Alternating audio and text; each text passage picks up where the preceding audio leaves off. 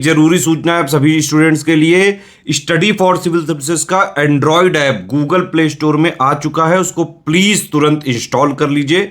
और अगर आप स्टडी फॉर सिविल सर्विसेज के सिर्फ ऐप से कोई भी कोर्स, कोई भी पीडीएफ परचेस करते हैं तो उसमें अप्लाई कूपन, अगर आप ज्ञान सर जो है आप उसमें अप्लाई करते हैं, ये कूपन कोड है, तो उसमें 20% फीस तुरंत माफ हो जाएगी। मतलब 20% डिस्काउंट तुरंत उसमें लग जाएगा। ज्ञान सर लिखना है, नॉर्मली ज्ञान सर, स्मॉल लेटर में है सब कुछ, कोई स्पेस नहीं, कोई कॉलम नहीं, सिर्फ ज्ञान सर, GYANSIR। इस तरह से अगर कूपन कोड लगाते हैं आप ऐप में बाई करने से पहले, जो अप्लाई कूपन वाले में आता है, तो 20% का डिस्काउंट तुरंत मिलेगा। वीडियो देखिए। नमस्कार दोस्तों, स्वागत है आपका यूपीपीएससी बेस्ट ऑनलाइन कोचिंग के इस यूट्यूब चैनल पर। दोस्तों, आज की इस क्लास में हम लोग पूरा पाषाण काल के बारे में समझेंगे। तो चलिए बढ़ते हैं आज के इस इंटरेस्टिंग सेशन की ओर। इससे पहले आप वीडियो को लाइक कर दीजिएगा और चैनल पर अगर पहली बार विजिट किए हैं तो सब्सक्राइब करना ना भूलिएगा। चलिए शुरू करते हैं आज के इस सेशन को। यहाँ पर दिया वर्तमान में राजस्थान के नागौर जिले में स्थित सिंधी तालाब से केवल पूर्व पाषाण कालीन सामग्री के साक्ष्य मिले हैं। देखिए, इस समय जो राजस्थान का नागौर जिला है, यहाँ पर सिंधी तालाब है, यहाँ से पूरा पाषाण कालीन साक्ष्य मिले हैं। पूरा पाषाण कालीन स्थल समस्त भारत में मिले हैं। पूरा पाषाण कालीन स्थल गंगा और सिंधु नदी के कछारों में सर्वाधिक संख्या में मिले। तो देखिए, आपको क्या क्या याद रखना है कि राजस्थान का नागौर जिला है, यहाँ पे सिंधी तालाब है, यहीं से पूरा पाषाण काल के साक्ष्य मिले हैं और ये समस्त भारत में, लेकिन सबसे ज्यादा जो संख्या है गंगा और सिंधु नदी के कछारों में मिले। मारवाड़ और मेवाड़ से पूरा पाषाण कालीन स्थलों की खोज की गई है। दक्षिण भारतीय स्थलों जैसे पलवई, उतानूर, पिकलीहल, ब्रह्मगिरी, मास्की आदि से राख के ढेर भी खोजे गए हैं। डोलमेन शब्द का तात्पर्य गड़े हुए मुर्दों पर निर्मित समाधियां। डोलमेन्स मतलब जो मुर्दे दफना दिए जाते हैं, इससे जो समाधि मिली उन्हें डोलमेन्स कहते हैं। पूरा पाषाण कालीन मानव का जीवन पूर्णतया प्राकृतिक था। वे प्रतांत शिकार पर निर्भर रहते थे। मतलब पूरा पाषाण काल में मनुष्य के जीवन का मुख्य स्रोत था शिकार, तथा उनका भोजन मांस अथवा कंदमूल हुआ करता था। अग्नि के प्रयोग से अपरिचित रहने के कारण वे मांस कच्चा ही खाते थे, क्योंकि आग का प्रयोग करने उन्हें नहीं आता था, आग के बारे में जानकारी नहीं थी, तो कच्चे मांस का प्रयोग करते थे। इस युग का मानव शिकारी और खाद्य संग्राहक था। इस काल के मानव को पशुपालन और कृषि का ज्ञान नहीं था। मतलब जो पूरा पाषाण काल का मानव था, ये शिकारी था, खाद्य संग्राहक मतलब भोजन को स्टोर करता था, पशुपालन और कृषि इनके बारे में इन्हें नहीं पता था। इस काल के तापमान में भारी कमी आई। महाराष्ट्र के नेवासा के निकट मध्य पूरा पाषाण काल के उद्योग एवं ताश स्थलों के साक्ष्य मिले हैं। तो यहाँ पे टेम्परेचर में कमी आती है, इसका साक्ष्य महाराष्ट्र के नेवासा से मिलता है। मध्य पूरा पाषाण काल में क्वार्टजाइट पत्थरों के स्थान पर जैस्पर, चर्ट फ्लिंट आदि के पत्थर प्रयोग किए जाने लगे। जो पूरा पाषाण काल था, यहाँ पे जैस्पर मतलब क्वार्टजाइट के पत्थर थे। इसके बाद क्या हुआ कि जैस्पर, चर्ट, फ्लिंट इन सब पत्थरों का प्रयोग किया जाने लगा। दोस्तों, अगर आप पीसीएस की कंप्लीट प्रिपरेशन करना चाहते हैं तो टीम के पेड कोर्सेज को ज्वाइन कर सकते हैं, जिसके लिए आप स्क्रीन पे दिख रहे किसी भी नंबर पे कॉल या व्हाट्सएप करके जानकारी ले सकते हैं। अगले स्लाइड पर आते हैं। इस समय उपयोग मुख्यतः शुल्क से बनी वास्तुकारों का था।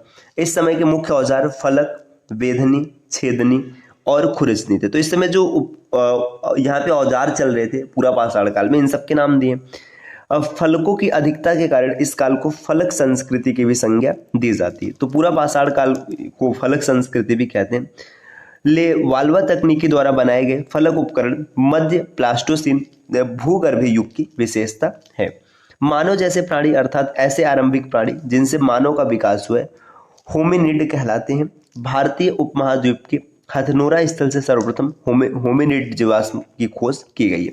देखिए, जिन प्राणियों से मानव का विकास हुआ है उन्हें होमिनिड कहते हैं, और भारत में होमिनिड की सबसे पहले खोज कहाँ पर हुआ है? हथनोरा स्थल।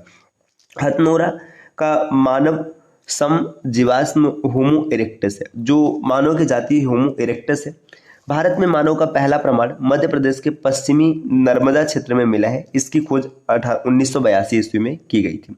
अतीरम पक्कम तमिलनाडु नामक पूरा पाषाण कालीन स्थल पर एस्यूलियन औजारों के साथ पशु पद चिन्ह का एक समुच्चय का साक्ष्य मिला है। मतलब तमिलनाडु में मनुष्य के साथ साथ पशुओं के भी साक्ष्य मिले हैं। चिरकी, नेवासा और हुसंगी उत्खनित एस्यूलियन स्थल है। तो ये जो चिरकी, नेवासा और हुसंगी, ये एस्यूलियन संस्कृति से जुड़ा है। एस्यूलियन उपकरणों में हैंड एक्स, क्लीवर, स्क्रेपर आदि आते हैं, जो ज्यादातर दक्षिण भारत और दक्कन में पाए जाते हैं। महाराष्ट्र में स्थित चिरकी नेवासा नामक स्थल से निम्न पूरा पाषाण काल की प्राचीनतम तिथि ज्ञात हुई। देखिए, जो महाराष्ट्र का चिरकी नेवासा है, यहाँ पे जो एस्युलिन संस्कृति है, निम्न पूरा पाषाण काल, ये सबसे प्राचीनतम मिला है। कर्नाटक में स्थित होसंगी के तट से औजार निर्माण केंद्र के अवशेष मिले हैं। मतलब औजार निर्मित कहाँ किया जाता था? होसंगी तट पे जो साक्ष्य मिला यहाँ से ज्ञात होता है। मृत्सल चिंतामणि गवि पुरातात्विक गुफा स्थल आंध्र प्रदेश में स्थित एक उच्च पुरापाषाण कालीन स्थल है, जहां से हड्डी सींग से बने औजार सर्वाधिक संख्या में मिले हैं। आंध्र प्रदेश के अन्य उच्च पुरापाषाणिक स्थल रेनीगुंटा, बेटमचैला, बेमुला, कर्नूल इत्यादि हैं। अगले स्लाइड पर आते हैं दोस्तों। यहाँ पर दिया कर्नाटक में स्थित ईसामपुर पूरा पाषाण कालीन औजार बनाने का अत्यंत महत्वपूर्ण केंद्र था। तो ईसामपुर ये पूरा पाषाण कालीन औजार यहाँ पे बनता था। ज्वालापुरम 9 जो है आंध्र प्रदेश के कर्नूल जिले में स्थित एक महत्वपूर्ण पूरा पाषाण कालीन स्थल है। इसी प्रकार जलालपुर और दीना पाकिस्तान के रिवात घाटी में स्थित पुरातात्विक स्थल है। तो इन स्थलों का नाम जरूर याद रखिएगा, चाहे जहां पर है स्थल पूछे जाते हैं। अब बात करेंगे मध्य पाषाण काल। देखिए, मध्य पाषाण काल यहाँ पे लिखा है मेसोलिथिक, दो शब्दों से मिलकर बना है। मेसस मतलब मध्य, लिथोस मतलब होता है पाषाण। इस काल को अनुपाषाण काल भी कहते हैं। देखिए, अनुपाषाण काल का नाम की संज्ञा भी दी जाती है। आद्य नवपाषाण काल मतलब अर्ली या प्रोटो नियोलिथिक एज या फिर संक्रमण काल भी कहते हैं। तो मध्य पाषाण काल के अलग अलग नाम हैं। अनुपाषाण काल, आद्य नवपाषाण काल, संक्रमण काल, ये सब इनकी संज्ञाएं हैं। भारत में मध्य पाषाण काल के विषय में जानकारी सर्वप्रथम 1867 ईस्वी में जब C.L. कार्लाइल ने विंध्य क्षेत्र से लघु पाषाण उपकरण की खोज की, तो यहाँ से पता चलता है। मतलब भारत में सबसे पहले कहाँ से मिला? विंध्य क्षेत्र से इसका साक्ष्य मिला है। भारत में मानव अस्थिपंजर सर्वप्रथम मध्य पाषाण काल से ही प्राप्त हुए।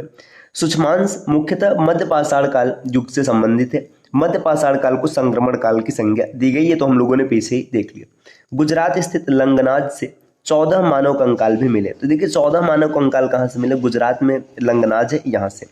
मध्य पाषाण कालीन महदहा जो कि प्रतापगढ़ उत्तर प्रदेश में है से हड्डी एवं सींग निर्मित उपकरण प्राप्त हुए हैं। डॉक्टर जयप्रकाश नारायण द्वारा लिखित पुस्तक पुरातत्व विषम विमर्श में महदहा, सराय नाहर, राय और दमदमा तीनों स्थल से हड्डियों के उपकरण प्राप्त हुए हैं। आभूषण मिले हैं। मध्य पाषाण कालीन पूरा स्थल दमदहा से मृग श्रृंग के छल्लों की माला के प्रमाण मिले हैं। दमदमा में 41 मानव समाधान प्राप्त हुए। दमदमा उत्तर प्रदेश के प्रतापगढ़ जिले में स्थित एक मध्य पाषाण कालीन स्थल है। तो ये भी काफी इंपॉर्टेंट है। अगले स्लाइड पर आते हैं। देखिए, यहाँ पे यही चीज दिया है कि दमदमा में 41 मानव समाधान प्राप्त हुए। इसमें देखिए, जिसमें 4 मानव कंकाल एक साथ दफनाए गए हैं। मध्य पाषाण काल में छोटे पत्थरों के औजारों के अलावा विंध्य क्षेत्र से लेखिका के शैलाश्रय क्रमांक 1 से 17 तक मानव कंकाल मिले हैं। मतलब लिख कर दफनाया जाता था। प्रतापगढ़ उत्तर प्रदेश में स्थित मध्य पाषाण कालीन स्थल दमदमा से हाथी दांत का लटकन और हड्डियों से बने अनेक प्रकार के औजार प्राप्त हुए हैं। पशुपालन की शुरुआत मध्य पाषाण काल में हुई है। ये काफी इंपॉर्टेंट है। पशुपालन की शुरुआत कहाँ से हुई? तो मध्य पाषाण काल से हुई है। पशुपालन के साथ भारत में आदमगढ़ जो कि होशंगाबाद मध्य प्रदेश और बागोर भीलवाड़ा राजस्थान से प्राप्त हुए। तो पशुपालन के साथ मध्य प्रदेश और राजस्थान से मिले। मध्य प्रदेश के रायसेन जिले में स्थित भीमबेटका प्रागैतिहासिक शैल चित्रकला का श्रेष्ठ उदाहरण है। तो भीमबेटका रायसेन जिला मध्य प्रदेश में जो प्रागैतिहासिक शैल चित्रकला का उदाहरण है। बागोर स्थल ये भारत का विशालतम मध्य पाषाण कालीन वास क्षेत्र है। राजस्थान में बनास नदी की सहायक कोठारी नदी के तट पर स्थित है।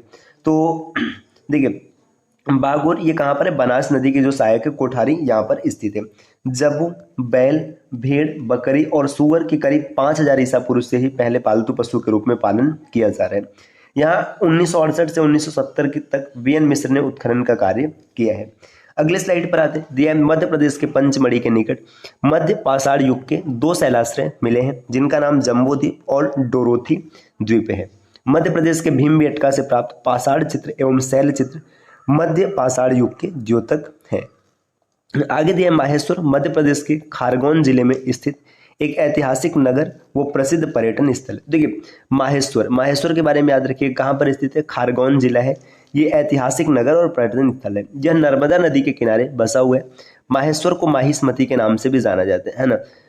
आगे यहाँ पर दिया बलूचिस्तान जो कि पाकिस्तान में स्थित पूरा स्थल मेहरगढ़ से पाषाण संस्कृति से लेकर हड़प्पा सभ्यता तक के सांस्कृतिक अवशेष प्राप्त हुए। पालतू भैंस का प्राचीनतम साक्ष्य भारतीय उपमहाद्वीप में जो कि मेहरगढ़ है यहाँ से मिला है। महदाह जो कि पट्टी प्रतापगढ़ में है, एक मध्य पाषाण कालीन स्थल है।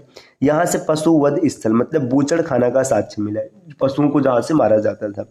मध्य पाषाण काल के संदर्भ में चौपानी मांडो से जंगली धान के होने का प्रमाण मिला है। यह स्थल इलाहाबाद जिले के मेजा तहसील में बूढ़ी बेलन नदी के बाएं तट पर स्थित है। इस साइट को खोजने का श्रेय बीडी मिश्रा को दिया जाता है। पैसरा जो कि बिहार में से प्राचीनतम झोपड़ियों के साक्ष्य मिले हैं। पैसरा मध्य पाषाण युग का पूरा स्थल है। इसकी खोज विदुला जायसवाल ने 1947 में की थी। तो दोस्तों ये आज की छोटी सी क्लास रही। इस प्रकार की क्लास आपको निरंतर मिलती रहेगी, इसके लिए आपको चैनल को सब्सक्राइब करना होगा। मिलते हैं साथियों नेक्स्ट वीडियो में, तब तक के लिए नमस्कार।